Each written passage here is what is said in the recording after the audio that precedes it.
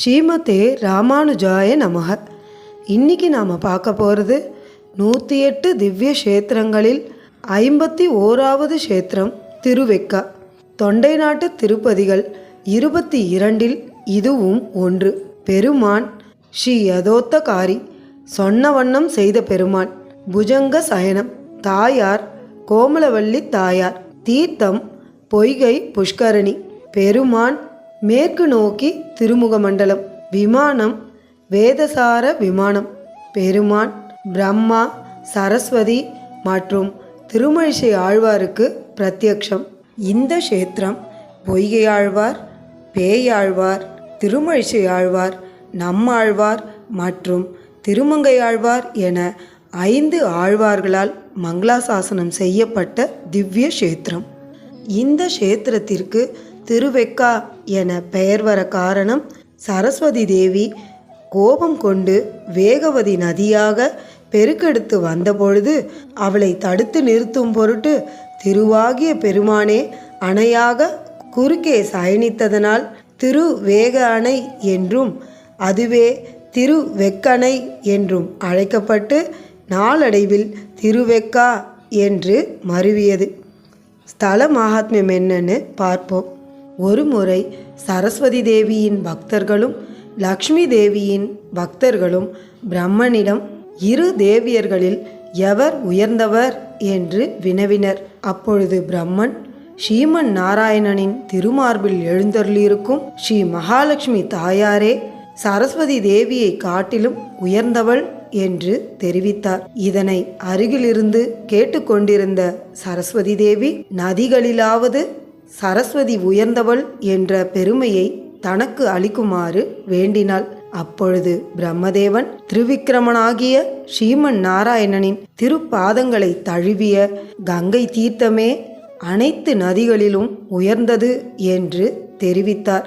இதனால் மிகவும் மனம் வருத்தமுற்ற சரஸ்வதி தேவி பிரம்மதேவனிடம் கோபித்து கொண்டு பூலோகத்திற்கு வந்து சரஸ்வதி நதியை அடைந்து அங்கேயே வாழ்ந்து வரலானாள். இது ஒரு புறம் இருக்க, சிறிது காலம் சென்றதும் பிரம்மதேவன் நாராயணனை நோக்கி ஒரு அஸ்வமேத யாகம் இயற்ற முடிவு செய்தார். 1க்கு 1000 பலன் கொடுக்கக்கூடிய சத்தியவிரத க்ஷேத்திரமான காஞ்சிபுரத்தில் அந்த அஸ்வமேத யாகத்தை புரிய முடிவு செய்தார்.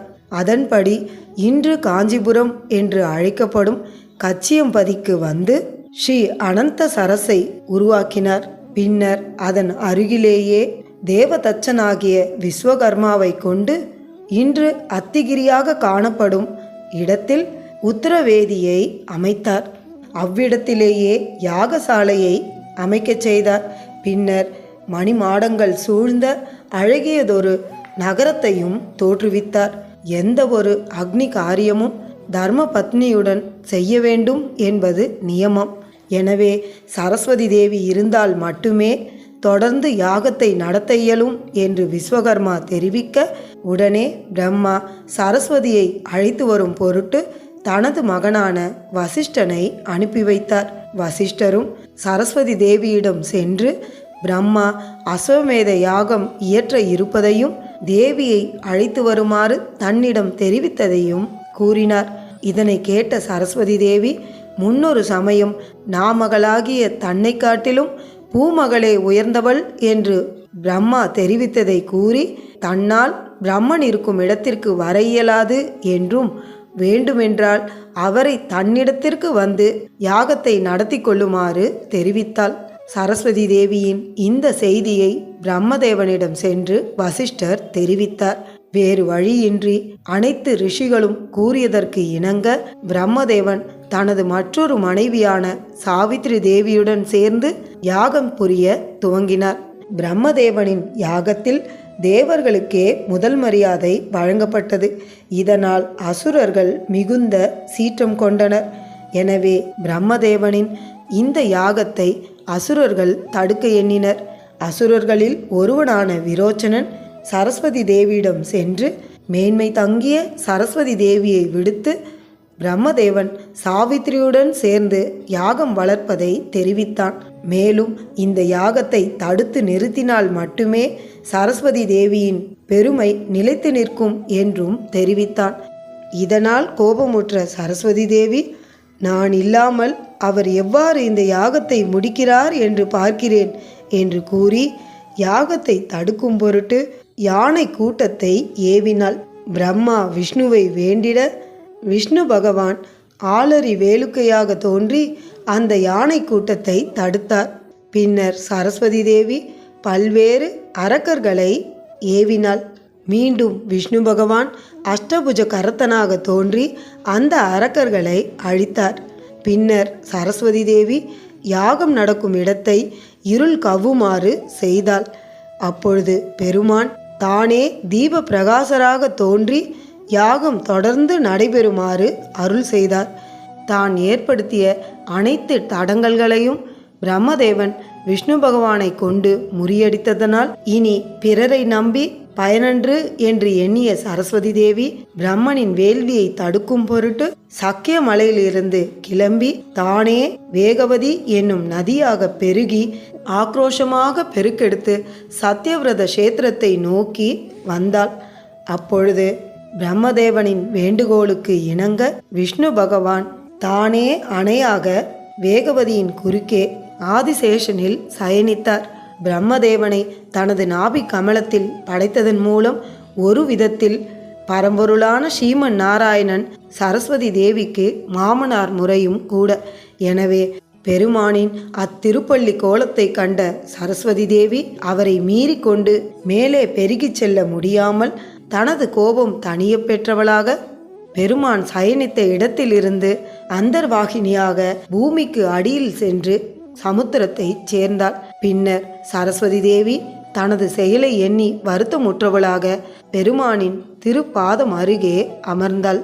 திருவேக அணையாக ஸ்ரீமன் நாராயணன் இந்த கஷேத்திரத்தில் எழுந்தருளியதும் ஸ்ரீ மகாலட்சுமி தாயாரும் கோமலவல்லியாக இந்த கஷேத்திரத்தை வந்து அடைந்தாள்.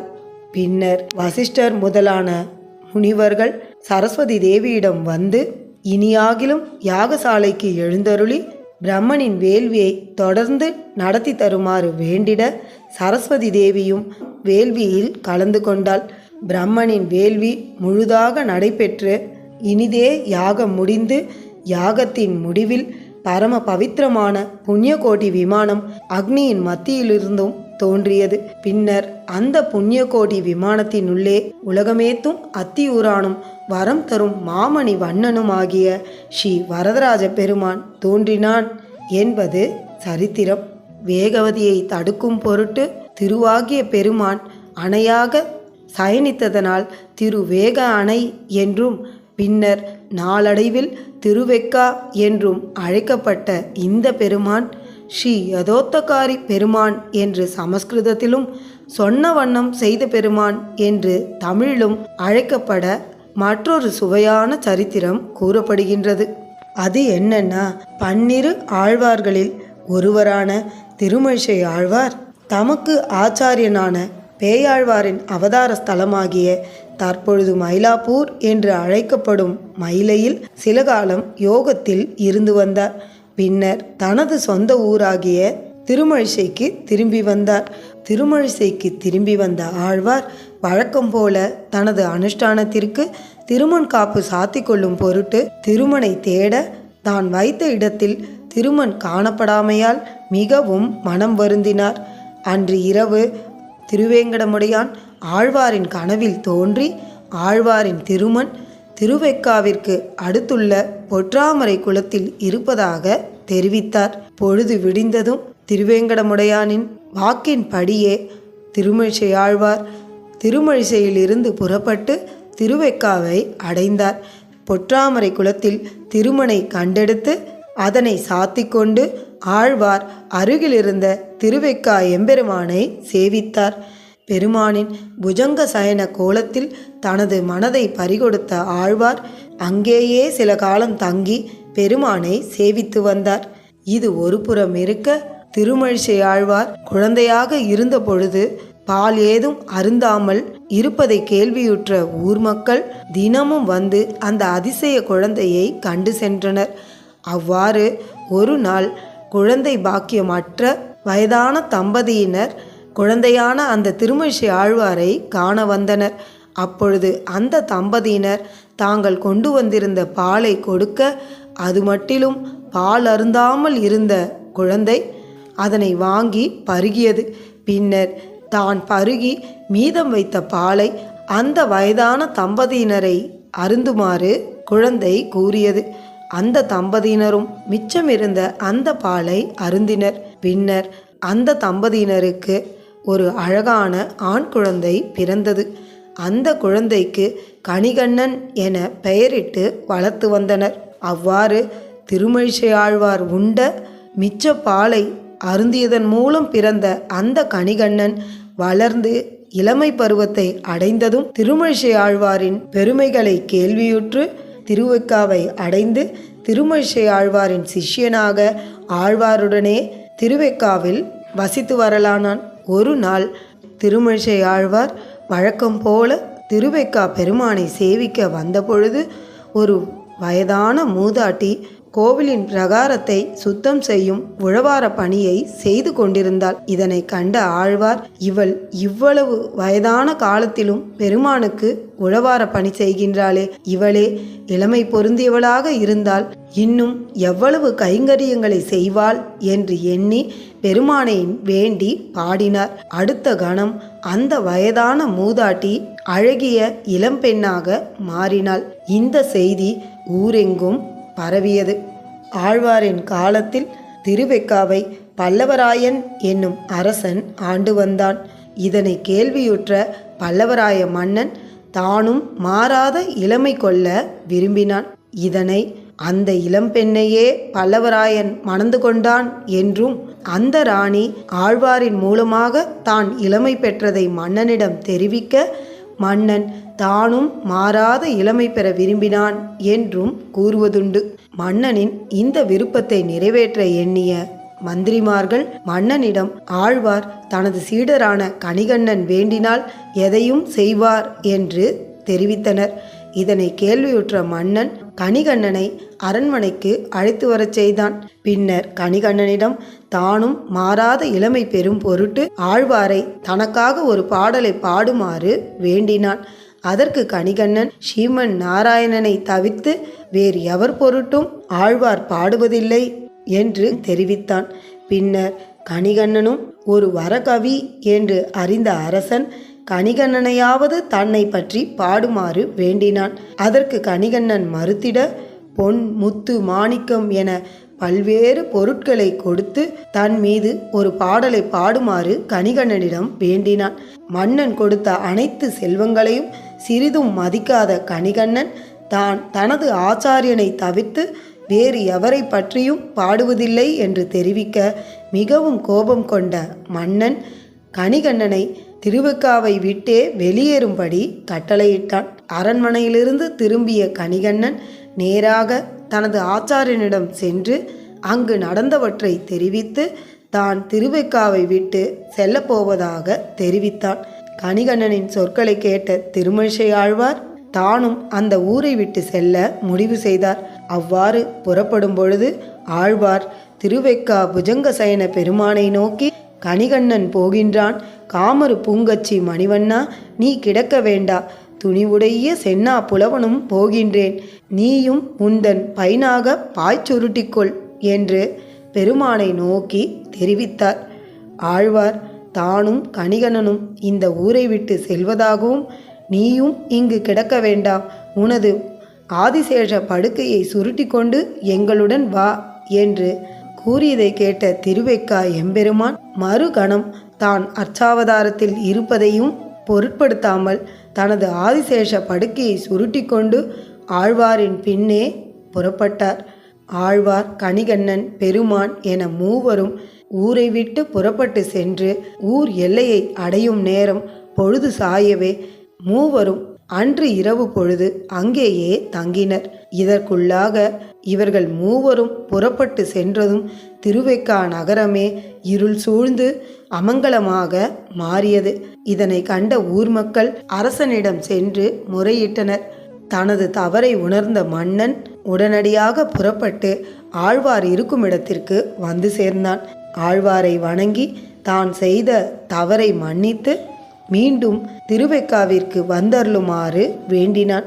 அப்பொழுது ஆழ்வார் தனது சீடனான கணிகண்ணனிடம் மன்னிப்பு வேண்டுமாறு தெரிவித்தார். மன்னனும் கணிகண்ணனிடம் மன்னிப்பு வேண்டினான். இதனால் தனது கோபம் தணிய பெற்ற திருமழிசையாழ்வார் மீண்டும் திருவெக்காவிற்கு திரும்பினார். தான் அருகே இருந்த பெருமானை நோக்கி, கணிகண்ணன் போக்கொழிந்தான். காமரு பூங்கச்சி மணிவண்ணா, நீ கிடக்க வேண்டும். துணிவுடைய சென்னா புலவனும் போக்கொழிந்தேன். நீயும் உந்தன் பைனாக பாய் விரித்துக்கொள் என்று பிரார்த்தித்தார். ஆழ்வாரின் பிரார்த்தனைக்கு இணங்க எம்பெருமானும் திருவெக்காவிற்கு திரும்பி வந்தார். பெருமான் தனது பக்தனான ஆழ்வாரின் பொருட்டு தான் மீண்டும் இந்த க்ஷேத்திரத்திற்கு வந்ததை பிற்காலத்தில் வருபவர்கள் அறிய வேண்டும் என்பதற்காக தான் முன்பு திருமுடி வைத்திருந்த இடத்தில் தனது திருப்பாதத்தையும், திருப்பாதம் வைத்திருந்த இடத்தில் தனது திருமுடியையும் மாற்றி வைத்து தனது இடது திருக்கரத்தை திருமுடிக்கு வைத்து சயனித்தார். பெருமானும் ஆழ்வாரும் காஞ்சிபுரத்திற்கு வெளியே ஓர் இரவு தங்கிய இடம் ஓர் இரவு இருக்கை என்று அழைக்கப்பட்டு தற்பொழுது அதுவே ஓரிக்கை என்று அழைக்கப்பட்டு வருகின்றது. இவ்வாறு பெருமான் அர்ச்சாவதாரத்திலும் தனது பக்தனான ஆழ்வார் சொன்ன வண்ணமே செய்ததனால் திருவெக்கா பெருமான் அன்று முதலாக ஸ்ரீ யதோத்தகாரி பெருமான் என்று சமஸ்கிருதத்திலும், சொன்ன வண்ணம் செய்த பெருமான் என்று தமிழிலும் அழைக்கப்படலானார் என்பது சரித்திரம். இந்த கோவில் பல்லவர் காலத்தில் கட்டப்பட்டது. காஞ்சிபுரத்தில் உள்ள மிகவும் பழமையான கோவில்களில் இதுவும் ஒன்று. மேலும் காஞ்சியில் உள்ள உலகளந்த பெருமான், பாண்டவ தூதர் மற்றும் திருவெக்கா ஆகிய இந்த 3 கோவில்களும் சமகாலத்தவை என்றும், இந்த கோவில்களில் எழுந்தருளியுள்ள மூலவர் விக்கிரகங்களின் சிற்ப வேலைப்பாடுகளை கொண்டு இதனை அறியலாம் என்றும் கூறப்படுகின்றது. மேலும் இந்த கோவிலுக்கு சோழர்கள் மற்றும் விஜயநகர பேரரசர்களும் பெருமளவு நன்கொடை அளித்துள்ளனர். முதலாம் பராந்தக சோழன் மற்றும் முதலாம் ராஜேந்திர சோழன் ஆகியோர் நூற்றுக்கணக்கான களஞ்சியம் அளவு தங்கத்தினை இந்த கோவிலுக்கு நன்கொடையாக வழங்கியுள்ளனர். மேலும் முதலாம் குலோத்துங்க சோழன் இந்த கோவிலில் பெருமானுக்கு தொடர்ந்து திருவிளக்கு ஏற்றும் பொருட்டு பெருமளவு நன்கொடை அளித்துள்ளான். மேலும் 3ஆம் குலோத்துங்க சோழன் இந்த கோவிலை சுற்றி வாழ்ந்த அந்தணர்களுக்கு உணவளிக்கும் பொருட்டு பெருமளவு நன்கொடை அளித்துள்ளான். இவை அனைத்தையும் தெற்கு சுவரில் உள்ள கல்வெட்டுக்கள் மூலம் நாம் அறிய முடிகின்றது. இந்த க்ஷேத்திரத்து புஷ்கரணியான பொய்கை புஷ்கரணி கோவிலின் ராஜகோபுரத்திற்கு வெளியே வலதுபுறத்தில் காணப்படுகின்றது. 12 ஆழ்வார்களில் முதல் ஆழ்வாரான பொய்கை ஆழ்வார் அயோநிஜகராய் பொற்றாமரையில் அவதரித்தது இந்த பொய்கை புஷ்கரணியில். எனவே பக்தி பிறந்தது காஞ்சியிலே. பொய்கை புஷ்கரணியை சேவித்து ராஜகோபுரத்தின் வழியே கோவிலுக்குள் நுழைந்தால் கொடிமரம் காணப்படுகின்றது. கொடிமரத்தை சேவித்து உள்ளே சென்றால் சிறிய வடிவில் கருடர் சன்னதியும் அதற்கு நேர் எதிரே அர்த்த மண்டபமும் காணப்படுகின்றது. அர்த்த மண்டபத்தை கடந்து கருவறைக்குள் நுழைந்தால் பெருமான் புஜங்க சயனமாக ஸ்ரீ யதோத்தகாரி பெருமான் 5 தலை ஆதிசேஷனில் மேற்கு நோக்கி தனது இடது திருக்கரத்தை திருமுடியில் வைத்தவாறும் வலது திருக்கரத்தில் நடுவிரல் மற்றும் தனது கட்டை விரலை இணைத்து வைத்த யோக முத்திரையுடன் காணப்படுகின்றார். இந்த யோக முத்திரை கோபத்தை தணிக்க வல்லது மற்றும் நினைத்த காரியத்தை முடிக்க வல்லது. திருவெக்கனை எம்பெருமானின் திருமேனி அழகும் திருக்கண்களின் கருணையும் அவரது வலது திருக்கரத்தின் யோக முத்திரையும் பெருமானின் வலது திருக்கரத்தில் கட்டப்பட்டுள்ள நோன்பு கயிறும் பார்ப்பதற்கு கண்கோடி வேண்டும். பொதுவாக அனைத்து திவ்ய தேசங்களிலும் பெருமானின் திருவடி அருகே மகாலட்சுமி தாயார் காணப்படுவார். ஆனால் இந்த க்ஷேத்திரத்தில் பெருமானின் திருவடி அருகே வேகவதியாக வந்த சரஸ்வதி தேவி அமர்ந்த திருக்கோலத்தில் சேவை சாதிக்கின்றார். காஞ்சிபுரத்தில் உள்ள தொண்டை நாட்டு திருப்பதிகளில் பெருமான் சயன கோலத்தில் சேவை சாதிக்கும் ஒரே க்ஷேத்திரம் திருவெக்கா என்பது குறிப்பிடத்தக்கது. மூலவருக்கு முன்பாக உற்சவர் சொன்ன வண்ணம் செய்த பெருமாள் ஸ்ரீதேவி பூதேவி சகிதமாக சேவை சாதிக்கின்றார். பெருமானை சேவித்து வெளியில் வந்தால் பெருமான் சன்னதிக்கு இடது புறத்தில் ஸ்ரீ கோமலவல்லி தாயார் தனிக்கோயில் நாச்சியாராக சதுர்புஜங்களுடன் அழகுற சேவை சாதிக்கின்றார். தாயாரை சேவித்து அர்த்த மண்டபத்திற்குள் வந்தால் ஆழ்வார் ஆச்சாரியர்கள் சன்னதி காணப்படுகின்றது. ஆழ்வார் ஆச்சாரியர்களின் சன்னதிக்கு எதிராக சக்கரவர்த்தி திருமகனாகிய ராமன், அனுமன், லக்ஷ்மணன், சீதை சகிதமாக அழகுற சேவை சாதிக்கின்றார். இங்கு சேவை சாதிக்கும் ராமபிரானை திருவெக்கா பெருமான் என்றே பெரியோர்கள் கூறுவர். ஏனெனில் தனது தகப்பனார் சொன்ன வண்ணம் செய்தவர் சக்கரவர்த்தி திருமகனார். அதுபோலவே ஆழ்வார் சொன்ன வண்ணம் செய்தவர் ஸ்ரீ யதோத்தகாரி பெருமான். மேலும் சித்திரை புனர்வசுவில் ஸ்ரீ ராமபிரான் அவதரித்தார். சொன்ன வண்ணம் செய்த பெருமாளும் சித்திரை புனர்வசு நட்சத்திரத்திலேயே அவதரித்தார். எனவே ராமர் வேறு, ஸ்ரீ யதோத்தகாரி பெருமான் வேறு என்று கூறுவதில்லை. ராமபிரானை சேவித்து கோவிலுக்கு வெளியில் வந்தால் சுற்று பிரகாரத்தில் ஆண்டாள் சேவை சாதிக்கின்றாள். ஆண்டாளை சேவித்து அருகிலுள்ள பொய்கை ஆழ்வாரின் மண்டபத்திற்குள் நுழைந்தால் அங்கு பொய்கை ஆழ்வார் தனி சன்னதியில் அழகுற சேவை சாதிக்கின்றார். பொய்கை ஆழ்வாரின் வலதுபுறத்தில் ஸ்ரீ மணவாள மாமுனிகள் ஆச்சாரிய முத்திரையுடன் சேவை சாதிக்கின்றார். ஸ்ரீ மணவாள மாமுனிகள் வாழ்ந்த காலத்தில் இந்த க்ஷேத்திரத்தில் 1 வருட காலம் தங்கியிருந்து தற்பொழுது பொய்கை ஆழ்வார் சேவை சாதிக்கும் மண்டபத்தின் பின்புறத்தில் ஓராண்டு காலம் ஸ்ரீபாஷ்ய காலட்சேபம் சாதித்துள்ளார். அதனால் இங்கு அர்ச்சையிலும் ஞான முத்திரையுடனே மணவாள மாமுனிகள் சேவை சாதிக்கின்றார். ஸ்ரீ மணவாள மாமுனிகள் காலட்சேபம் செய்த இடத்தை இன்றும் நம்மால் சேவித்து கொள்ள முடிகின்றது. ஸ்ரீ யதோத்தகாரி பெருமான் இந்த க்ஷேத்திரத்தில் தோன்றியது சித்திரை புனர்வசு என்பதனால் பெருமான் சித்திரை மாதத்தில் 10 நாட்கள் பிரம்மோற்சவம் கண்டருளுகின்றார். மேலும் அன்று திருமழிசை ஆழ்வார் வேண்டிக் கொண்டதற்கு இணங்க பெருமான் தனது ஆதிசேஷ படுக்கையை சுருட்டி கொண்டு ஆழ்வாரின் பின்னே சென்றதனால் அதனை நினைவு கூறும் பொருட்டு இன்றும் திருமழிசை ஆழ்வாரின் அவதார திருநாளான தை மாதம் மகமன்று பெருமான் சேஷ வாகனத்தில் எழுந்தருளி திருமழிசை ஆழ்வாருடன் ஓரிக்கைக்கு எழுந்தருளி பெருமான் அங்குள்ள பாலாற்றில் திருமஞ்சனம் கண்டருளுகின்றார். ஸ்ரீ மணவாள மாமுனிகளின் அவதார நாளான ஐப்பசி திருமூலத்தன்று பெருமானுடன் ஸ்ரீ மணவாள மாமுனிகளும் திருவீதி புறப்பாடு கண்டருளுகின்றார். ஒவ்வொரு பெருமானுக்கும் கங்கை கொண்டான் மண்டபம் என்ற மண்டபம் இருப்பது போல ஸ்ரீ யதோத்தகாரி பெருமானுக்கும் யாகசாலை மண்டபம் காணப்படுகின்றது. பிரம்மதேவன் தேவபெருமான் அவதரிக்கும் பொருட்டு நிர்மாணித்த யாகசாலை இந்த மண்டபம் என்பது குறிப்பிடத்தக்கது.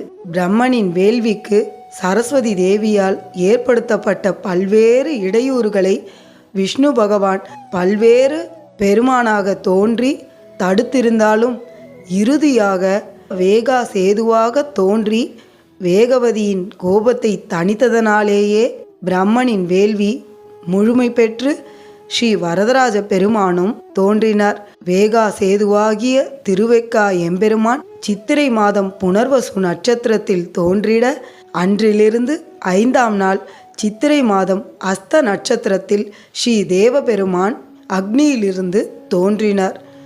எனவே தேவபெருமானின் அவதாரத்திற்கு மிகவும் முக்கியமான பங்கு திருவெக்கா எம்பெருமானுடையது.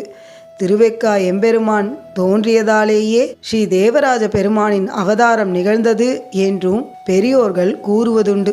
ஸ்ரீ வைஷ்ணவ சம்பிரதாயத்தில் முக்கியமாக குறிப்பிடப்படும் 3 க்ஷேத்திரங்கள் கோயில், திருமலை, பெருமாள் கோவில். இதில் கோவில் என்பது திருவரங்கத்தையும், திருமலை என்பது திருவேங்கடத்தையும், பெருமாள் கோவில் என்பது கச்சியம்பதியான ஸ்ரீ தேவராஜ பெருமானையும் குறிக்கும். அப்படிப்பட்ட பெருமாள் தோன்றுவதற்கு மிக முக்கிய காரணமான திருவெக்கனை எம்பெருமானை காஞ்சி பெரிய பெருமாள் என்றே பூர்வர்கள் அழைப்பதுண்டு. இந்த க்ஷேத்திரம் 5 ஆழ்வார்களால் மங்களாசாசனம் செய்யப்பட்ட பெருமையை உடையது.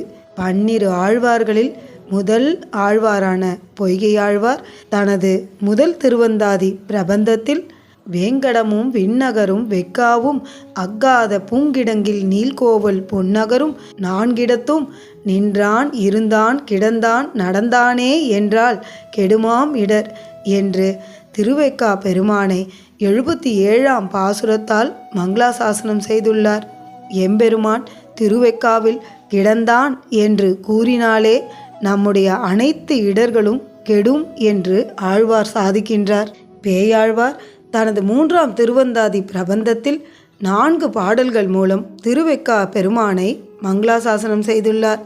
சிறந்த என் சிந்தையும் செங்கன் அறவும் நிறைந்த சீர் நீல் கச்சியுள்ளும் உறைந்ததுவும் வேங்கடமும் வெக்காவும் வேலுக்கை பாடியுமே தாம் கடவார் தன்துழாயார் என்று 26ஆம் பாசுரத்திலும் விண்ணகரம் வெக்கா விரிதிரை நீர் வேங்கடம் மண்ணகரம் மாமாட வேலுக்கை மண்ணகத்த தென்குடந்தை தேனார் திருவரங்கம் தென்கோட்டி தன்குடங்கை நீரேற்றான் தாழ்வு என்று 62ஆம் பாசுரத்திலும் இசைந்த அரவமும் வெற்பும் கடலும் பசைந்து அங்கு அமுதுபடுப்ப அசைந்து கடைந்த வருத்தமோ கச்சி வெக்காவில் கிடந்து இருந்து நின்றதுவும் அங்கு என்று 64ஆம் பாசுரத்தாலும் பொறுப்பிடையே நின்றும் புனல் குளித்தும் 5 நெருப்பிடையே நிற்கவும் நீர் வேண்டா விருப்புடைய வெக்காவே சேர்ந்தானை மெய்மலர் தூய் கை தொழுதால் அக்காவே தீவினைகள் ஆய்ந்து என்று 76ஆம் பாசுரத்தாலும்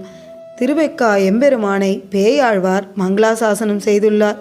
திருமழிசை ஆழ்வார் தனது 4முகன் திருவந்தாதி பிரபந்தத்தில் நாகத்து அணை குடந்தை வெக்கா திரு எவ்வுள் நாகத்து அணை அரங்கம் பேரன்பில் நாகத்து அணை பார்க்கடல் கிடக்கும் ஆதி நெடுமால் அணைப்பார் கருத்த நாவான் என்று 36ஆம் பாசுரத்தால் சயன கோலத்தில் சேவை சாதிக்கும் திவ்ய கஷேத்திரங்களை கூறும் வரிசையில் திருவெக்கா எம்பெருமானையும் மங்களாசாசனம் செய்துள்ளார். மேலும் தனது திருச்சந்த விருத்தம் பிரபந்தத்தில் நன்று இருந்து யோகநீதி நண்ணுவார்கள் சிந்தையுள் சென்று இருந்து தீவினைகள் தீர்த்த தேவ தேவனே குன்று இருந்த மாடம் நீடு பாடகத்தும் ஊரகத்தும் நின்று இருந்து வெக்கனை கிடந்தது என்ன நீர்மையோ என்றும் நின்றது எந்தை ஊரகத்து இருந்தது எந்தை பாடகத்து அன்று வெக்கனை கிடந்தது எண்ணிலாத முன்னெல்லாம் அன்று நான் பிறந்திலேன் பிறந்த பின் மறந்திலேன் நின்றதும் இருந்ததும் கிடந்ததும் என் நெஞ்சுலே என்று 63 மற்றும் 64வது பாசுரங்களால் திருவெக்கா எம்பெருமானை மங்களாசாசனம் செய்துள்ளார். ஆழ்வார்களில் தலைவரான நம்மாழ்வார் தனது முதல் பிரபந்தமான திருவிருத்தத்தில் நானிலம் வாய்க்கொண்டு நல்நீர் அறமென்று கோது கொண்ட வேனில அம்செல்வன் சுவைத்து உமிழ்பாலை கடந்த பொன்னே கால் நிலம் தோய்ந்து விண்ணோர் தொழும் கண்ணன் வெக்காவுது பூந்தேன் இளஞ்சோலை அப்பாலது எப்பாலைக்கும் சேமத்ததே என்று 26வது பாசுரத்தால் திருவெக்கா எம்பெருமானை மங்களாசாசனம் செய்துள்ளார். கடைக்குட்டி ஆழ்வாரான திருமங்கை ஆழ்வார் தனது சிறிய திருமடல் பிரபந்தத்தில் 70வது கன்னி பாசுரத்தில் மதில் கச்சி ஊரகமே பேரகமே பேரா மருது இருத்தான் வெள்ளரையே வெக்காவே என்றும் பெரிய திருமடல் பிரபந்தத்தில் 127வது கன்னி பாசுரத்தில் மண்ணுமதில் கச்சி வேலுக்கை ஆளரியை மன்னிய பாடகத்து எம் மைந்தனை வெக்காவில் உண்ணிய யோகத்து உறக்கத்தை என்றும் திருவெக்கா எம்பெருமானை மங்களாசாசனம் செய்துள்ளார். மேலும் திருமங்கையாழ்வார் தனது பெரிய திருமொழி பிரபந்தத்தில் 10ஆம் பத்து 1ஆம் பெரிய திருமொழியில் 7ஆம் பாசுரத்தில் கூந்தலார் மகிழ் கோவலனாய் வெண்ணெய் மாந்து அழுந்தையில் கண்டு மகிழ்ந்து போய் பாந்தல் பாழியில் பள்ளி விரும்பிய வேந்தனை சென்று காண்டும் வெக்காவுள்ளே என்றும் தனது கடைசி பிரபந்தமான திருநெடுந்தாண்டகத்தில் நீரகத்தாய் நெடுவரையின் உச்சி மேலாய் நிலா திங்கள் துண்டத்தாய் நிறைக்கச்சி ஊரகத்தாய் ஒன்துறை நீர் வெக்கா உள்ளாய் உள்ளுவார் உள்ளத்தாய் உலகமேத்தும் காரகத்தாய் கார்வானத்துள்ளாய் கல்வா, காமரு பூங்காவிரியின் தென்பால் மண்ணு பேரகத்தாய், பேராது என் நெஞ்சில் உள்ளாய், பெருமான் உன் திருவடியே பேணினேனே என்று 8ஆம் பாசுரத்தாலும், கல்லெடுத்து கல்மாரி காத்தாய் என்றும், காமரும் பூங்கச்சி ஊரகத்தாய் என்றும், வில்லிருத்து மெல்லியல் தோல் தோய்ந்தாய் என்றும், வெக்காவில் துயிலமர்ந்த வேந்தே என்றும் என்று 13ஆம் பாசுரத்தாலும், முளைக்கதிரை குறுங்குடியுள் முகிலை மூவா மூவுலகும் கடந்து அப்பால் முதலாய் நின்ற அளப்பரிய ஆரமுதை, அரங்கமேய அந்தணனை அந்தணர்த்தம் சிந்தையானை, விளக்கொளியை மரகதத்தை திருத்தன்காவில் வெக்காவில் திருமாலை பாடக்கேட்டு வளர்த்ததனால் பயன்பெற்றேன் வருகை என்று மடக்கிளியை கைகூப்பி வணங்கினாளே என்று 14ஆம் பாசுரத்தாலும் திருமங்கையாழ்வார் திருவெக்காய் எம்பெருமானை மங்களாசாசனம் செய்துள்ளார். ஆழ்வார்களை தவிர்த்து ஸ்ரீ வேதாந்த தேசிகன் திருவெக்காய் எம்பெருமானை குறித்து வேகாசேது எனும் 10 பாடல்கள் அடங்கிய ஸ்துதியை பாடியுள்ளார். திருவெக்காய் எம்பெருமானை குறித்து வேதாந்த தேசிகர் பாடிய வேகாசேது சதகத்தில் 9ஆம் பாடலில் காஞ்சி பாக்கியம் கமலநிலையா சேதசோ பீஷ்ட சித்தி என்று தெரிவிக்கின்றார். அதாவது காஞ்சிபுரம் செய்த பாக்கியத்தால் இந்த திருவெக்கனை பெருமானின் அவதாரம் நிகழ்ந்தது என்று வேதாந்த தேசிகர் குறிப்பிடுகின்றார். கோமலவள்ளி சமேத ஸ்ரீ யதோத்தகாரி பெருமான் திருவடிகளுக்கு பல்லாண்டு பாடி அமைகிறேன் அடியேன். ஆழ்வார் எம்பெருமானார் ஜீயர் திருவடிகளே சரணம்.